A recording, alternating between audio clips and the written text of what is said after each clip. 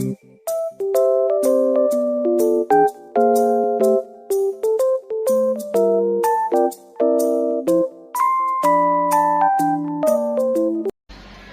teman-teman, kelompok kami di sini akan menjelaskan tentang sistem pernafasan manusia.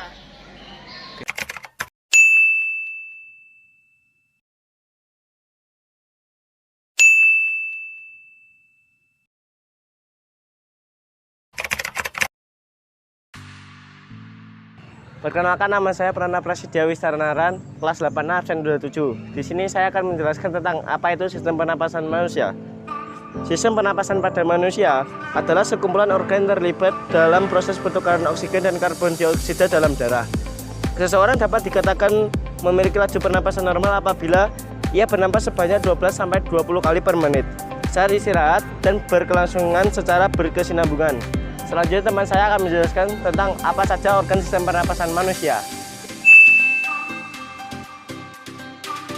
Nah teman-teman, setelah kalian mengetahui pengertian sistem pernafasan manusia, mari yuk aku jelasin apa saja organ pernafasan manusia bersama aku Raffi Dunugro, absen 28, kelas 8A. Yang pertama ada hidung. Hidung merupakan organ pernafasan yang langsung berhubungan dengan udara luar. Hidung dilengkapi dengan rambut-rambut hidung, selaput lendir, dan konka. Yang kedua ada faring. Faring merupakan organ pernafasan yang terletak di belakang posterior atau rongga hidung hingga rongga hidung mulut dan di atas faring atau superior. Faring berfungsi sebagai jalur masuk udara dan makanan, ruang resonansi suara, serta reaksi kekebalan tubuh dalam melawan benda asing. Yang ketiga ada laring. Laring merupakan organ pernafasan yang menghubungkan faring dengan trakea.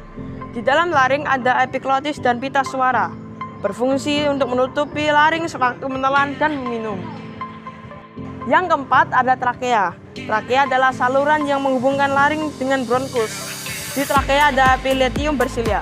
Fungsi silia adalah untuk menyaring benda-benda asing yang masuk ke dalam saluran pernafasan. Yang kelima ada bronkus. Pada bagian paling dasar dari trakea bercabang menjadi dua. Percabangan tersebut disebut dengan bronkus. Dan yang keenam ada bronkiolus. Bronkiolus merupakan cabang-cabang kecil di bronkus. Pada ujung-ujung bronkiolus terdapat gelembung-gelembung yang sangat kecil dan berdinding tipis yang disebut alveolus, yang berarti jamak atau alveoli.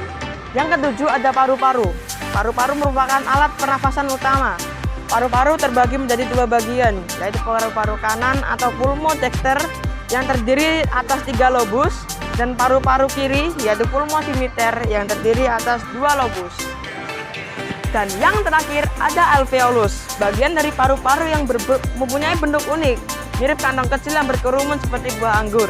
Tempat paru-paru dan darah bertukar oksigen dan karbon dioksida selama proses menghirup dan mengembuskan nafas.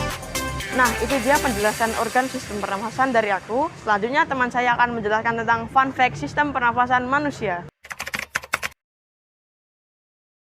Saya menjelaskan apa saja sistem organ pada manusia.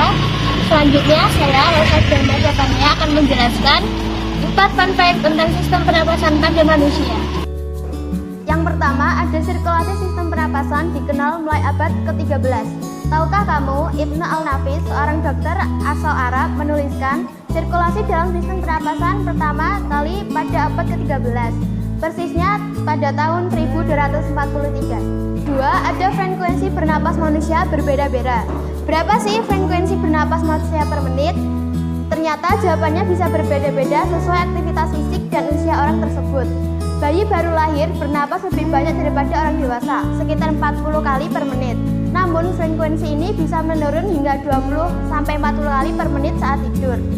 Sedangkan orang dewasa bernapas 12-16 kali per menit dalam kondisi istirahat, tetapi bisa meningkat hingga 45 kali per menit saat beraktivitas fisik yang berat.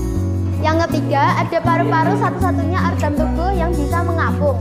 Ada sekitar 300 juta alveoli mengisi paru-paru manusia. Struktur menyerupai balon ini berfungsi memasukkan oksigen sebagai pengganti limbah karbon dioksida dalam darah. Saat alveoli berisi udara, membuat paru-paru menjadi satu-satunya organ tubuh manusia yang bisa mengapung di atas air. Yang keempat, ada asma, penyebab kematian ke-13 tertinggi di Indonesia. Asma termasuk salah satu kelainan dan gangguan pernapasan manusia yang bisa berujung pada kematian jika tidak ditangani secara tamat.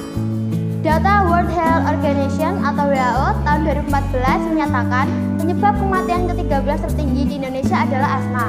Penyakit radang paru-paru kronis ini membuat penyempitan saluran udara sehingga asupan udara ke paru-paru terhambat.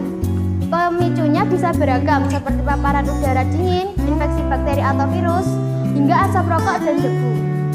Selanjutnya teman saya akan menjelaskan tentang mekanisme pernapasan. Perkenalkan, nama saya Nabila Lutfiana Yahya, absen 25, akan menjelaskan tentang mekanisme pernapasan. Saat bernapas, kita menghirup udara dari hidung lalu melalui tenggorokan hingga ke paru-paru. Selanjutnya kita juga akan menghembuskan nafas yang berasal dari paru-paru. Proses masuk dan keluarnya udara dari tubuh ini adalah inspirasi dan ekspirasi. Inspirasi terjadi saat otot diafragma dan tulang rusuk berkontraksi. Kontraksinya diafragma dan tulang rusuk ini menyebabkan paru-paru mengembang, volume rongga dada membesar sehingga tekanan udara dalam rongga dada lebih kecil dari tekanan udara di luar tubuh. Akibatnya udara atau oksigen dapat masuk ke dalam tubuh. Selanjutnya ekspirasi terjadi saat otot antar tulang rusuk luar berelaksasi. Tulang rusuk akan tertarik ke posisi semula, volume rongga dada mengecil, tekanan udara rongga dada meningkat. Tekanan udara dalam paru-paru lebih tinggi dari udara atmosfer. Akibatnya udara keluar. Nah, jadi itu tadi penjelasan masing-masing materi dari kelompok kami. Terima kasih sudah menonton. Jangan lupa like, komen, dan subscribe agar mendapatkan notifikasi terbaru dari video kami. Oke ya guys ya.